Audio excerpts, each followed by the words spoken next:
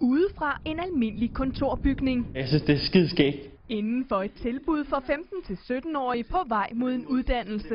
Det er et fedt sted, fordi man lærer om uddannelse. Jeg har lært rigtig meget her. Jeg har lært om uddannelser og ting, jeg ikke engang vidste overhovedet eksisterer. Patrick Henriksen har haft svært ved det boglige.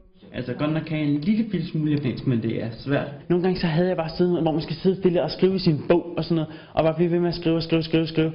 Simpelthen bare nærmest, ens hjerne var fuldstændig eksploderer, mand. I dag er han tilknyttet udviklingsprojektet M-Factor i Næstved. Faktor kom af, at i den her tid er X-Factor meget populær, og alle har talent. M'et har lidt flere betydninger. Mål, motivation, mod, medindflydelse, muligheder. M står også for mentor, en opgave, der er forskellig fra ung til ung. Det er et falsk kort, det kan jeg se med det samme. Det kan være at vække en person om morgenen. Det kan være at hjælpe med at få økonomien til at hænge sammen.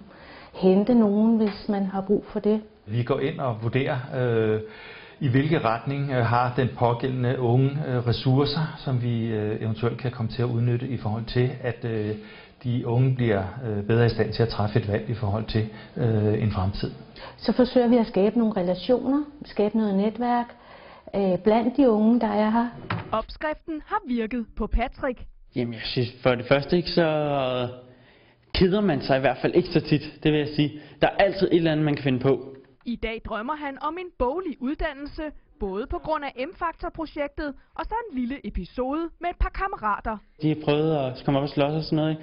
Så var jeg sådan lidt pædagogagtig at stille mig imellem og så hjælpe dem, ikke? Og sådan noget. Og så, så synes jeg faktisk, det var ret sjovt, så ville jeg være pædagog, fandt jeg så ud af. Det er jo dejligt, fordi så er der jo lidenskab, og så er der jo energi bag. Og så er det jo egentlig bare at finde ud af, hvad skridt er det så vi tager, og i hvilken rækkefølge. En ting er sikkert, M-Factor har gjort en forskel for Patrick Henriksen.